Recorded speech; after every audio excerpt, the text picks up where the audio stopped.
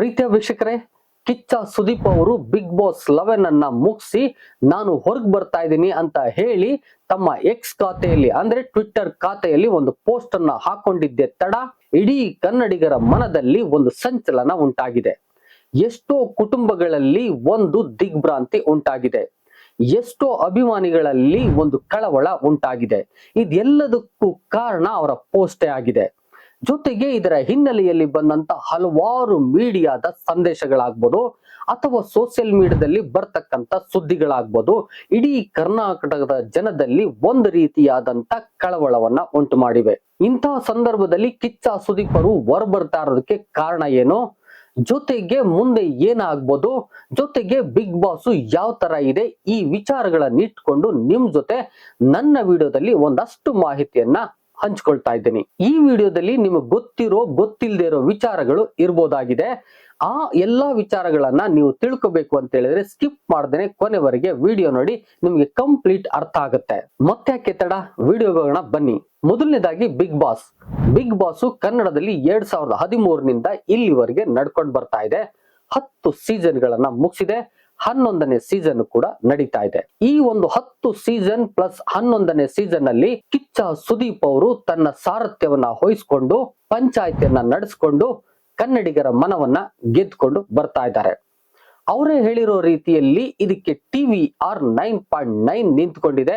ಅಂದ್ರೆ ರೆಸ್ಪಾನ್ಸ್ ಸಖತ್ತಾಗಿದೆ ಅನ್ನಂಗಾಯ್ತು. ಹಾಗಾದ್ರೆ ಇಂತಹ ಸಿಚುವೇಶನ್ಸ್ ನಲ್ಲಿ ಇದ್ದಕ್ಕಿದ್ದ ಹಾಗೇನೆ ಬಿಗ್ ಬಾಸ್ಗೆ ಕಿಚ್ಚ ಸುದೀಪ್ ಅವರು ವಿದಾಯ ಹೇಳ್ತೀನಿ ಅಂತ ಹೇಳ್ಕೊಂಡಿದ್ದಾರೆ. ಕಾರಣಗಳು ಏನಿರ್ಬೋದು? ಮೊದಲನೇದಾಗಿ ಅವರು ಹಾಕೊಂಡಿರ್ತಕ್ಕಂತ ಒಂದು ಪೋಸ್ಟ್ ಅನ್ನೇ ನೋಡಿ ಹೇಳೋದಾದ್ರೆ, ನಾನು ಆ ಪೋಸ್ಟ್ ಅನ್ನು ಇಲ್ಲಿ ಹಾಕಿರ್ತೀನಿ, ನೋಡ್ಕೊಳ್ಳಿ, ಓದ್ತೀನಿ. Thank you all for the great response shown towards BBK 11. The TVR number speaks in volumes about the love you all have shown towards the show and me. It has been a great 10+1 years of travel together, and it is time for me to move on with what I need to do. This will be my last season as a host for BBK, and I truly believe that my decision will be respected by my colors and all those who have followed BB all these years. Let us make this season the best, and I too shall entertain you all to my best. Love and hugs ಅಂತ ಬರ್ಕೊಂಡಿದ್ದಾರೆ. ಇಲ್ಲಿರೋ ಸಾರ ಇಷ್ಟೇ, ನಿಮ್ಮೆಲ್ಲರ ಪ್ರೀತಿಗೆ ನಾನು ಧನ್ಯವಾದವನ್ನ ಹೇಳ್ತೀನಿ. ಈ 11ನೇ season ಒಂದು TVR ಏನಿದೆ, ಇಷ್ಟು ನಂಬರ್ ಬರ್ಬೇಕಾದ್ರೆ ನಿಮ್ಮ ರೆಸ್ಪಾನ್ಸೇ ಅದಕ್ಕೆ ಕಾರಣ.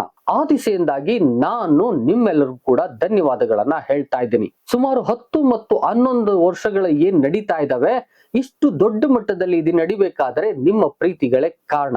ನಾನೀಗ ನಂದೇ ಆದಂತ ಒಂದು ಕೆಲಸಕ್ಕೆ ಅಂತ ಹೇಳಿ ನಾನು ಇದರಿಂದ ಹೊರಗೆ ಬರ್ತಾ ಇದ್ದೀನಿ. ನೀವು ನನ್ನ ಈ ಡಿಸಿಷನ್ ನ ರೆಸ್ಪೆಕ್ಟ್ ಮಾಡ್ತೀರಿ ಅಂತ ಅನ್ಕೊಂಡಿದ್ದೀನಿ. ಜೊತೆಗೆ ಏನು ಈ ಸೀಸನ್ ಇದೆಯೋ ಇದನ್ನ ನಾನು ಮುಗಿಸ್ಕೊಡ್ತೀನಿ. ಜೊತೆಗೆ ನಾನು ನಂಬಿದ್ದೇನೆ ಈ ಸೀಸನ್ಗೆ ನೀವು ಅಷ್ಟೇ ಪ್ರೀತಿಯನ್ನ ತೋರಿಸ್ತೀರಿ, ಸಕ್ಸಸ್ ಮಾಡ್ಕೊಡ್ತೀರಿ ಅಂತಕ್ಕಂಥದ್ದು ಎಂಬುದಾಗಿ ತನ್ನ ಪೋಸ್ಟ್ ನಲ್ಲಿ ಬರ್ಕೊಂಡಿದ್ದಾರೆ. ಈ ಸುದ್ದಿ ಬರ್ತಿದ್ದ ಹಾಗೆ ಕನ್ನಡಿಗರ ಮನದಲ್ಲಿ ಎಲ್ಲೋ ಒಂದ್ ಕಡೆ ತುಂಬಾ ಕಳವಳ ಉಂಟಾಗಿದೆ. ಹಾಗಾದ್ರೆ ಅವರು ಈ ರೀತಿಯಾಗಿ ಬರ್ಕೊಳ್ಳಿಕ್ಕೆ ಕಾರಣ ಏನು? ಇದು ನಮಗೆ ಬಹಳ ಬೇಕಾಗಿತ್ತು. ಆಲ್ರೆಡಿ ಓಡಾಡ್ತಿರುವ ಸುದ್ದಿಗಳ ಮೇರೆಗೆ ಕಾರಣಗಳನ್ನ ನೋಡೋದಾದ್ರೆ ಎಲ್ಲೋ ಒಂದ್ ಕಡೆ ಅವ್ರಿಗೆ ಕೆಲವು ಅವಮಾನಗಳಾದೋ ಅಂತಕ್ಕಂಥ ಸುದ್ದಿ ಓಡಾಡ್ತಾ ಇದೆ. ಅವುಗಳಲ್ಲಿ ನೋಡೋದಾದ್ರೆ ಏನು ಈ ಬಿಗ್ ಬಾಸ್ 11 ಇದೆ, ಈ ಬಿಗ್ ಬಾಸ್ 11 ನಲ್ಲಿ ಸ್ವರ್ಗ ಮತ್ತು ನರಕದ ಕಲ್ಪನೆ ಇದೆ. ಸ್ವರ್ಗ ನರಕದ ಕಲ್ಪನೆ ಇರುವಂತಹ ಸಂದರ್ಭದಲ್ಲಿ ನರಕದಲ್ಲಿ ಕೆಲವು ಸೌಲಭ್ಯಗಳನ್ನ ಕಡಿತ ಮಾಡಿದ್ದಾರೆ.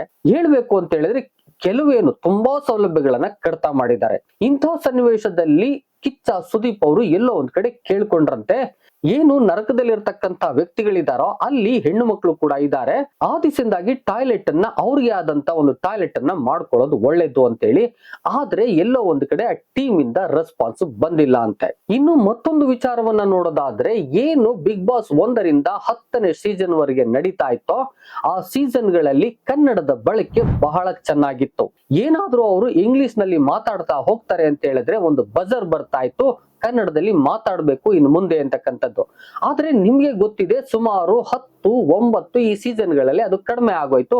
11ನೇ ಸೀಸನ್ ಅಲ್ಲಿ ಅದು ಇಲ್ವೇ ಇಲ್ಲ ಬಿಡಿ. ಹಾಗಾದ್ರೆ ಇದರಿಂದಲೂ ಕೂಡ ಕಿಚ್ಚ ಸುದೀಪ್ ಅವರಿಗೆ ಎಲ್ಲೋ ಒಂದ್ ಕಡೆ ಬೇಸರ ಆಗಿದೆಯಂತೆ. ಕನ್ನಡ ಅಂದ್ರೆ ಕಿಚ್ಚ ಸುದೀಪ್ ಅವರು ಯಾವಾಗೂ ಕೂಡ ಬೆಲೆಯನ್ನ ಕೊಡ್ತಾರೆ ಅಂತಕ್ಕಂಥದ್ದು ನಿಮ್ಗೂ ಕೂಡ ಗೊತ್ತಿದೆ. ಇನ್ನು ಮೂರನೇದನ್ನ ನೋಡೋದಾದ್ರೆ, ಎಲ್ಲೋ ಒಂದ್ ಕಡೆ ಈ ಬಿಗ್ ಬಾಸ್ 11 ಸೀಸನ್ ಆರಂಭ ಆದ ಮೇಲೆ ಕೆಲವು ಲೀಗಲ್ ನೋಟಿಸ್ ಗಳು ಹೋಗ್ತಾ ಇದ್ದಾವಂತೆ. ಕೆಲವು ಸಂದರ್ಭದಲ್ಲಿ ಲೀಗಲ್ ನೋಟಿಸ್ ಗಳು ಹೋಗ್ತಿರ್ತವೆ. ಇಂಥ ಲೀಗಲ್ ನೋಟಿಸ್ಗೆ ಆ ಟೀಮ್ ಏನಿದೆ, ಕಲರ್ಸ್ ಕನ್ನಡ ಟೀಮ್ ಏನಿದೆ, ನಡ್ಸ್ಕೊಡ್ತಾ ಇರ್ತಕ್ಕಂಥ ಟೀಮ್ ಏನಿದೆ, ಈ ಟೀಮ್ ಅಲ್ಲಿ ಅದಕ್ಕೆ ಸರಿಯಾದಂತ ರೆಸ್ಪಾನ್ಸ್ ಅನ್ನ ಕೊಡ್ತಾ ಇಲ್ವಂತೆ. ಇದು ಕೂಡ ಎಲ್ಲೋ ಒಂದ್ ಕಡೆ ಬೇಸರ ಇದೆಯಂತೆ. ಇನ್ನು ಬಹಳ ಮುಖ್ಯವಾದಂತ ಒಂದು ರೀಸನ್ ಅಂತ ಹೇಳಿದ್ರೆ, ಏನು ಬಿಗ್ ಬಾಸ್ 11 ನಲ್ಲಿ ಈ ಸ್ಪಾನ್ಸರ್ಸ್ ಗಳಿದ್ದಾರೋ ಆ ಸ್ಪಾನ್ಸರ್ ಗಳಲ್ಲಿ A to 3 ರಮ್ಮಿ ಅಂತಕ್ಕಂಥ ಒಂದು ಸ್ಪಾನ್ಸರ್ ಇದೆ. ಆ ಸ್ಪಾನ್ಸರ್ ಎಲ್ಲೋ ಒಂದ್ ಕಡೆ ಒಂದು ಗೇಮಿಂಗ್ ಸ್ಪಾನ್ಸರ್ ಆದ್ರಿಂದ ಕಿಚ್ಚ ಸುದೀಪ್ ಅವರಿಗೆ ಈ ಗೇಮ್ ಅನ್ನ ಪ್ರಮೋಟ್ ಮಾಡ್ತಕ್ಕಂಥದ್ದು ಇಷ್ಟ ಆಗ್ತಾ ಇಲ್ವಂತೆ. ಜೊತೆಗೆ ಏನು ಸ್ಪಾನ್ಸರ್ಸ್ ಇದ್ದಾರೋ ಆ ಸ್ಪಾನ್ಸರ್ನೆಲ್ಲವನ್ನ ಹಾಸ್ಟ್ ಮಾಡ್ತಕ್ಕಂಥವ್ರು ಹೇಳ್ಬೇಕಾಗತ್ತೆ, ಪ್ರಮೋಟ್ ಮಾಡ್ಬೇಕಾಗತ್ತೆ. ಹೇಳುವಂತ ಸಂದರ್ಭದಲ್ಲಿ ಕಿಚ್ಚ ಸುದೀಪ್ ಅವರಿಗೆ ಎಲ್ಲೋ ಒಂದ್ ಕಡೆ ಇರ್ಸು ಮುರ್ಸು ಆಗ್ತಾ ಇದೆಯಂತೆ. ಜೊತೆಗೆ ಎಲ್ಲೋ ಒಂದ್ ಕಡೆ ಹೇಳಿದ್ರಂತೆ, ಇದನ್ನ ಆದಷ್ಟು ಕೊನೆಯಲ್ಲಿ ಇಡೋಣ, ಕೆಳಗಡೆ ಇಡೋಣ ಅಂತಕ್ಕಂಥದ್ದನ್ನ ಹೇಳಿದ್ರಂತೆ. ಅದಕ್ಕೆ ಟೀಮ್ ನವರು ಯಾವುದೇ ಕಾರಣಕ್ಕೂ ಹೋಗ್ತೇನೆ ಅದನ್ನ ಬಿಗ್ ಬಾಸ್ ಅಂತಕ್ಕಂಥ ಪಕ್ಕದಲ್ಲೇ ಇಟ್ರಂತೆ. ಸರಿ, ಇಂಥ ಸಿಚುವೇಶನ್ಸ್ ನಲ್ಲಿ ಅವ್ರಿಗೆ ಅದು ಬೇಸರ ಆಗ್ತಾ ಇದೆಯಂತೆ. ಇನ್ನು ಮತ್ತೊಂದು ಕಾರಣ ಅಂದ್ರೆ ವೈಯಕ್ತಿಕ ಕಾರಣ ಅಂತಕ್ಕಂಥದ್ದು. ಆ ವೈಯಕ್ತಿಕ ಕಾರಣ ಏನಪ್ಪಾ ಅಂತ ಹೇಳಿದ್ರೆ, ಆಲ್ರೆಡಿ ಮ್ಯಾಕ್ಸ್ ಸಿನಿಮಾ ನಡೀತಾ ಇದೆ, ಅದರ ಶೂಟಿಂಗ್ ಕೂಡ ನಡೀತಾ ಇದ್ರೆ, ವಿಕ್ರಾಂತ್ ದ್ರೋಣ ಅಂತಕ್ಕಂಥದ್ದು ಕೂಡ ನಡೆದು ಆಗಿದೆ. ಸರಿ, ಇಂತಹ ಸಂದರ್ಭದಲ್ಲಿ ಅವರು ತನ್ನ ಸಿನಿಮಾಗಳಿಗೆ ಸಮಯವನ್ನ ಕೊಡ್ಬೇಕಾಗಿದೆಯಂತೆ. ಆ ಸಿನಿಮಾಗಳಿಗೆ ಸಮಯವನ್ನ ಕೊಡೋದಕ್ಕಾಗಿ ಸಮಯ ಸಾಕಾಗ್ತಾ ಇಲ್ಲ ಅಂತೆ. ನಿಮ್ಗೆ ಗೊತ್ತಿದೆ, ಏನು ಬಿಡದಿ ಹತ್ರ ಈ ಸ್ಟೇಜ್ ಹಾಕಿದಾರೋ ಅಲ್ಲಿ ಆ 2 ದಿನ ಇವರು ಪಂಚಾಯತಿಯನ್ನ ನಡೆಸೋದಕ್ಕೆ ಹೋಗ್ಬೇಕು ಅಂತ ಹೇಳಿದ್ರೆ 1 ದಿನ ಹಿಂದೆನೆ ಹೋಗ್ಬೇಕಾಗತ್ತೆ, ಶೂಟಿಂಗು ಮಾಡ್ಬೇಕಾಗತ್ತೆ. ಈ ರೀತಿಯಲ್ಲಿ ಎಲ್ಲೋ ಒಂದ್ ಕಡೆ ಶುಕ್ರವಾರ, ಶನಿವಾರ, ಭಾನುವಾರ ಅದಕ್ಕೆ ಹೋಗ್ಬಿಡುತ್ತಂತೆ. ನೆಕ್ಸ್ಟ್ ಅವರ ಸಿನಿಮಾ ಶೂಟಿಂಗ್ಗೆ ಬೇರೆ ಬೇರೆ ಕಡೆ ಹೋಗ್ಬೇಕಾಗಿರೋ ಕಾರಣದಿಂದಾಗಿ ಎಲ್ಲೋ ಒಂದ್ ಕಡೆ ಅವ್ರ ಜರ್ನಿನೇ ಬಹಳ ಕಷ್ಟ ಆಗ್ತಿದೆಯಂತೆ. ಸಿನಿಮಾಕ್ಕೆ ಹೆಚ್ಚು ಟೈಮ್ ಅನ್ನ ಕೊಡ್ಲಿಕ್ಕೆ ಆಗ್ತಾ ಇಲ್ಲ ಅಂತೆ.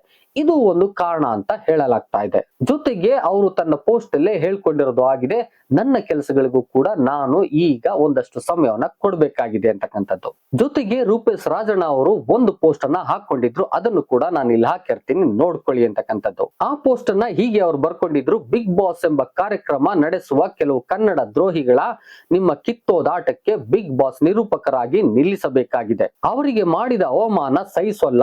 ಮುಂಬೈ, ಮರಾಠಿ ಹಾಗೂ ತಮಿಳ್ ನಿರ್ದೇಶಕ ಮೊದಲು ಬಿಗ್ ಬಾಸ್ ಬಿಡಿ, ಇಲ್ಲ ಬಿಗ್ ಬಾಸ್ ನಿಲ್ಸಬೇಕು. ಅಸಲಿ ವಿಷಯ ನಾಳೆ ಮಾತಾಡ್ತೀನಿ.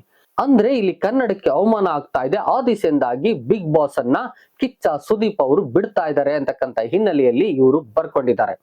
ಹಾಗಾದ್ರೆ ಇದು ಒಂದು ಕಾರಣ ಇರ್ಬೋದೇನೋ ಅವರು ಬಿಡ್ಲಿಕ್ಕೆ ಅಂತಕ್ಕಂಥದ್ದು. ಮತ್ತೊಂದು ಪೋಸ್ಟ್ ಹಾಗೆ ಕಂಡು ಬಂದಿದೆ, ಅದನ್ನು ಕೂಡ ನಾನು ಹಾಕಿರ್ತೀನಿ, ನೋಡ್ಕೊಳ್ಳಿ, ಅದನ್ನ ಓದ್ತೀನಿ. ಬಿಗ್ ಬಾಸ್ಗೆ Kichcha good bye. Bigg Boss show ನಲ್ಲಿ ಆಗ್ತಿರೋ ಬದಲಾವಣೆಗಳು ಹಾಗೂ ಬೆಳವಣಿಗೆಗಳ ಬಗ್ಗೆ ಸುದೀಪ್ಗೆ ಅಸಮಾಧಾನ.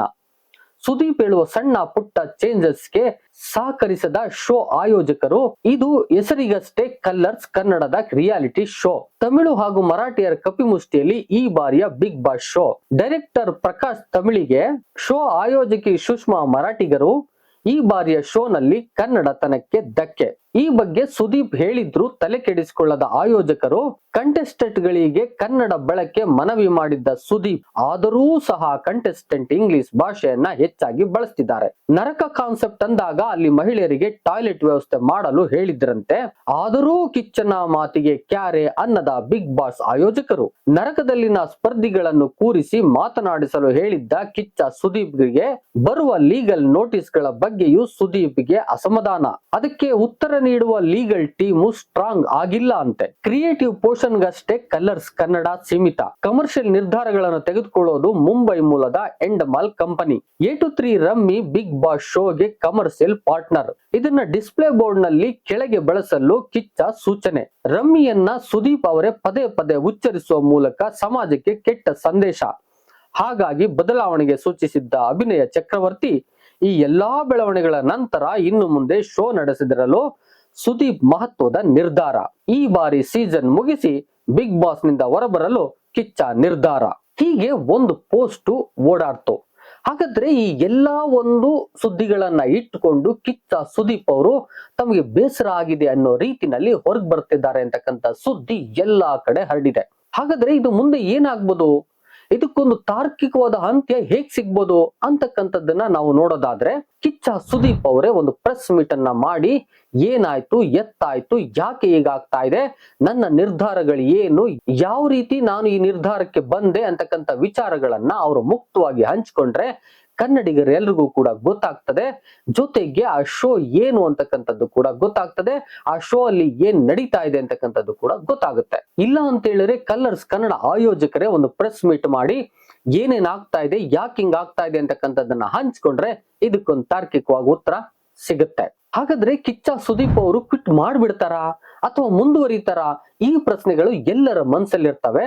ಅವರು ಕ್ವಿಟ್ ಮಾಡೋದಿದ್ರೆ ಒಂದು ವಿಚಾರವನ್ನ ನಾವು ನೆನಪು ಮಾಡ್ಕೋಬೇಕು, ವೈಯಕ್ತಿಕ ವಿಚಾರ ಆಗಿರ್ಬೋದು ಅಥವಾ ಅವಮಾನ ಆಗಿರ್ಬೋದು. ಈ ಎರಡು ವಿಚಾರಗಳನ್ನ ಅವರು ಬಹಳ ಮುಂದಿಟ್ಕೊಂಡು ಮುಂದೆ ಹೋಗ್ಬೇಕಾ ಬೇಡವಾ ಅಂತಕ್ಕಂಥ ನಿರ್ಧಾರವನ್ನ ಅವರು ಮಾಡ್ತಾರೆ. ಹಾಗಾದ್ರೆ ಕಿಚ್ಚ ಸುದೀಪ್ ಅವರು ಹೀಗೆ ಕ್ವಿಟ್ ಮಾಡ್ಬಿಡ್ತಾರಾ ಅಥವಾ ಮುಂದುವರಿತಾರಾ ಅನ್ನೋ ಪ್ರಶ್ನೆ ಎಲ್ಲರ ಮನಸ್ಸಿನಲ್ಲಿ ಕೂತಿರುತ್ತೆ. ಇದನ್ನ ನೋಡೋದಾದ್ರೆ ಕಿಚ್ಚ ಸುದೀಪ್ ಅವರು ಮುಂದುವರಿಬೇಕು ಅಂತ ಹೇಳಿದ್ರೆ, ಏನು ಕಿಚ್ಚ ಸುದೀಪ್ ಅವರಿಗೆ ಕೆಲವು ಸಮಸ್ಯೆಗಳಾಗ್ತಿದೆಯೋ ಅದನ್ನ ಬದಲಾವಣೆ ಮಾಡ್ಕೊಂಡ್ರೆ ಖಂಡಿತ ಅವರು ಮುಂದುವರ್ಲಿಕ್ಕೆ ಸಾಧ್ಯ ಆಗ್ತದೆ. ಯಾಕೆ ಅಂತ ನಾವು ಊಹೆ ಮಾಡೋದಾದ್ರೆ, ಇಡೀ ಕನ್ನಡಿಗರ ಮನಸ್ಸಿನಲ್ಲಿ ಅವರು ಕುಳಿತಿದ್ದಾರೆ, ಕನ್ನಡಿಗರ ಎಲ್ಲಾ ಮನಗಳಲ್ಲೂ ಕೂಡ ಅವರು ಕುಳಿತಿದ್ದಾರೆ, ಎಲ್ಲಾ ಕನ್ನಡ ಅಭಿಮಾನಿಗಳು ಅವ್ರನ್ನ ಬಯಸ್ತಾ ಇದ್ದಾರೆ. ಶನಿವಾರ ಭಾನುವಾರ ಬರ್ತಕ್ಕಂಥ ಪಂಚಾಯಿತಿಯನ್ನ ನೋಡ್ಲಿಕ್ಕೆ ಎಲ್ಲರೂ ಕಾಯ್ದು ಕುಳಿತಿದ್ದಾರೆ. ಈ ಬಿಗ್ ಬಾಸ್ ಶೋ ಅಂತಕ್ಕಂಥದ್ದು ಕೇವಲ ಕಲರ್ಸ್ ಕನ್ನಡದಲ್ಲಿ ನಡೀತಾ ಇದೆ, ಒಂದು ರಿಯಾಲಿಟಿ ಶೋ ಅಂತ ಹೆಚ್ಚು ಜನ ನೋಡ್ಲಿಕ್ಕೆ ಸಾಧ್ಯ ಇಲ್ಲ. ಯಾಕಂತ ಹೇಳಿದ್ರೆ ಕಿಚ್ಚ ಸುದೀಪ್ ಅಂತಕ್ಕಂಥ ಒಂದು ವ್ಯಕ್ತಿತ್ವ ಅಲ್ಲಿ ಬಂದು ಪಂಚಾಯಿತಿಯನ್ನು ನಡೆಸುತ್ತೆ, ಖಡಕ್ ಉತ್ತರಗಳನ್ನ ಕೊಡುತ್ತೆ ಅಂತಕ್ಕಂಥ ಒಂದು ಅಭಿಮಾನದಿಂದಲೇ ಹೆಚ್ಚು ಜನ ನೋಡ್ತಾ ಇರ್ತಕ್ಕಂಥದ್ದು ಗೊತ್ತಾಗ್ತಾ ಇದೆ. ಈ ರೀತಿಯಲ್ಲಿ ಆ ಒಂದು ಶೋನ ಆಯೋಜಕರು ಕೆಲವು ಸಮಸ್ಯೆಗಳನ್ನ ಬಗೆಹರಿಸಿ ಅವರಿಗೆ ಮನವೊಲಿಸಿದ್ರೆ ಖಂಡಿತ ಮುಂದುವರಿಬಹುದು. ಎಷ್ಟೋ ಸಂದರ್ಭದಲ್ಲಿ ಕಿಚ್ಚ ಸುದೀಪ್ ಅವರು ಕನ್ನಡಿಗರ ಮನಸ್ಸಿನ ಮೇಲೆ ಆಘಾತವನ್ನು ಉಂಟು ಮಾಡ್ಲಿಕ್ಕೆ ಸಾಧ್ಯ ಇಲ್ಲ. ಹೀಗೆ ಬಿಗ್ ಬಾಸ್ 10 ವರ್ಷವನ್ನ ಮುಗಿಸಿ 11ನೇ ವರ್ಷಕ್ಕೆ ಕಾಲಿಟ್ಟಂತ ಸಂದರ್ಭದಲ್ಲಿ ಇದೊಂದು ಸಂಚಲನ ನಡೀತಾ ಇದೆ. ನಿಮ್ಗೆ ಗೊತ್ತಿದೆ ಅಂತ ಅನ್ಕೊಂಡಿದ್ದೀನಿ, ಇದು 10ನೇ ಸೀಸನ್ ನಡೆಯುವಾಗ್ಲೇನೆ ನಡೀತಾ ಇತ್ತು. 11ನೇ ಸೀಸನ್ ಅಥವಾ ನೆಕ್ಸ್ಟ್ ಬರೋ ಸೀಸನ್ಗೆ ಕಿಚ್ಚ ಸುದೀಪ್ ಅವರು ಇರೋದಿಲ್ಲ, ಬೇರೆಯವರು ಬರ್ತಾರೆ ಅಂತಕ್ಕಂಥ ಒಂದು ಸುದ್ದಿ ಹರಡಿತ್ತು. ಆದ್ರೆ 11ನೇ ಸೀಸನ್ಗೆ ಕಿಚ್ಚ ಸುದೀಪ್ ಅವರೇ ಬಂದ್ರು. ಕರ್ನಾಟಕದಾದ್ಯಂತ ಎಲ್ಲರಿಗೆ ಖುಷಿ ಆಯ್ತು. ಆ ದಿಸೆಯಿಂದಾಗಿ TVR ನಂಬರ್ಸ್ 9.9 ಬಂದಿರೋದು ಇದೇ ಕಾರಣದಿಂದಾಗಿ. ಆ ದಿಸೆಯಿಂದಾಗಿ ಎಲ್ಲೋ ಒಂದ್ ಕಡೆ ಬಿಗ್ ಬಾಸ್ ಅಂತಕ್ಕಂಥದ್ದು ಒಂದು ಮಟ್ಟದ ಸಂಚಲನವನ್ನ ಉಂಟು ಮಾಡಿದೆ ಎಲ್ಲರ ಮನಸ್ಸಿನಲ್ಲಿ. ಪ್ರೀತಿಯ ವೀಕ್ಷಕರೇ, ಬಿಗ್ ಬಾಸ್ ಸೀಸನ್ ನಲ್ಲಿ ಕಿಚ್ಚ ಸುದೀಪ್ ಅವರು ಮುಂದುವರಿಯೋದು ಒಳ್ಳೇದಾ ಅಥವಾ ಹೊರಗಡೆ ಬರೋದು ಒಳ್ಳೇದಾ? ಈ ಒಂದು ಅಭಿಪ್ರಾಯಗಳನ್ನ ನೀವು ತಪ್ಪದೆ ಕಾಮೆಂಟ್ ಮಾಡಿ, ಇದು ಕೂಡ ಬಹಳ ಮುಖ್ಯ ಆಗ್ತದೆ. ಮಾಡ್ತೀರಿ ಅಂತ ಅನ್ಕೊಳ್ತಾ ಈ ವಿಚಾರ ಇನ್ನೊಂದಷ್ಟು ಜನಕ್ಕೆ ಮುಟ್ಬೇಕಾಗತ್ತೆ, ಶೇರ್ ಮಾಡಿ ಅಂತ ಕೇಳ್ಕೊಳ್ತಾ, ನಿಮ್ಗೆ ಇಷ್ಟ ಆಗಿದ್ರೆ ಒಂದು ಲೈಕ್ ಮಾಡಿ ಅಂತ ಕೇಳ್ಕೊಳ್ತಾ ಇವತ್ತಿನ ಇನ್ಫಾರ್ಮೇಟಿವ್ ವಿಡಿಯೋನ ಇಲ್ಲಿಗೆ ಮುಗಿಸ್ತಾ ಇದ್ದೀನಿ. ಮತ್ತೊಂದು ಇನ್ಫಾರ್ಮೇಟಿವ್ ವಿಡಿಯೋ ಜೊತೆ ನಿಮ್ಮೊಟ್ಟಿಗೆ ಬರ್ತೀನಿ. ಅಲ್ಲಿವರೆಗೆ thank you and all, love you all. ನೀವೇನಾದ್ರೂ ಇನ್ನೂ ಸಬ್ಸ್ಕ್ರೈಬ್ ಮಾಡ್ದೇನೆ ನೋಡ್ತಾ ಇದ್ದೀರಿ ಅಂತ ಹೇಳಿದ್ರೆ ಸಬ್ಸ್ಕ್ರೈಬ್ ಮಾಡ್ಕೊಂಡು ನೋಡಿ. ನಾನ್ ಮಾಡ್ತಕ್ಕಂಥ ಎಲ್ಲ ಇನ್ಫಾರ್ಮೇಟಿವ್ ವಿಡಿಯೋಗಳು ನಿಮ್ಗೆ ಬಂದು ತಕ್ಷಣದಲ್ಲಿ ತಲುಪ್ತವೆ. ಮಾಡ್ಕೊಳ್ತೀರಾ ಅಂತ ಅನ್ಕೊಳ್ತಾ ಇವತ್ತಿನ ಈ ವಿಡಿಯೋನ ಇಲ್ಲಿಗೆ ಮುಗಿಸ್ತಾ ಇದ್ದೀನಿ. ಮತ್ತೊಂದು ವಿಡಿಯೋದಲ್ಲಿ ಸಿಗೋಣ. ವಿಡಿಯೋ ನೋಡಿದ ಪ್ರತಿಯೊಬ್ಬರಿಗೂ ಅನಂತ ಅನಂತ ಧನ್ಯವಾದಗಳು. Thank you and all, love you all.